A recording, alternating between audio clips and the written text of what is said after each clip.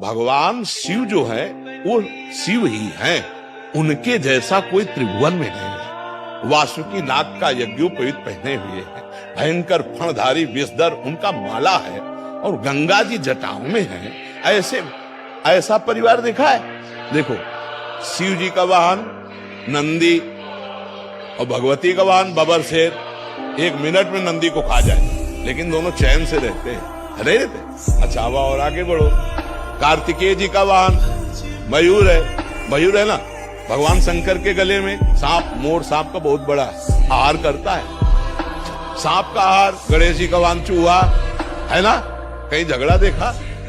बिल्कुल शांति से पूरा अरे शिव की क्षमता कोई कर सकता है? शिव तो शिव है। व्यसन करने में शिव को मत ला यार, ये भगवान शंकर नशा कर। अरे यार, वो तो परमात्मा है यार, वो तो महादेव, देवाधिदेव महादेव है। नहीं, ऐसा नहीं। शिव जी ने तो हलाल जहर पिया, भले 1 बूंद पी के दिखाओ।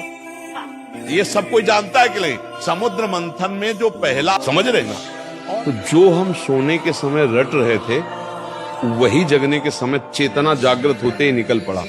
राधा राधा राधा। वैसे हर एक आदमी अनुभव कर सकता है। ऐसे ही हमने मूर्छा के समय भी देखा, जब हमारे डायलिसिस के लिए ऑपरेशन हुआ, ये उदर वाला, फिर छाती का यहाँ ऑपरेशन, फिर हाथ का, तो यहाँ वाले में हमें बेहोश किया गया। तो हमें जब बेहोश करने को था, तो हमने उनसे कहा था कि आप बेहोश करने के कुछ मिनट पहले हमें सूचित कर दीजिए कि मैं आपको बेहोश कर रहा हूँ। तो उन्होंने बताया कि बाबा अब हम इंजेक्शन लगाने वाले हैं।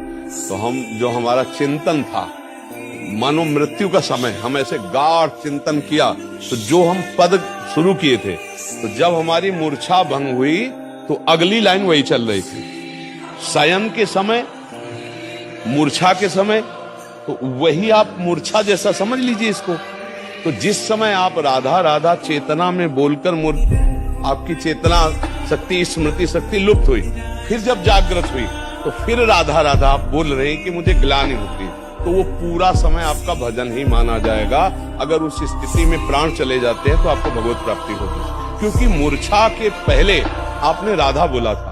मूर्छावस्था में आप असमर्थ हैं, ना सत बोल सकते, ना असत, ना सत्क्रिया ना असत क्रिया।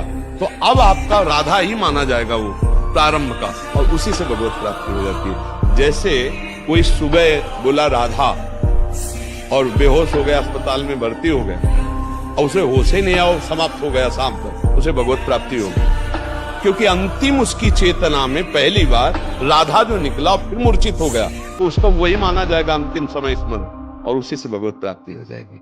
आप समझ पा रहे? जी, साक्षात करुण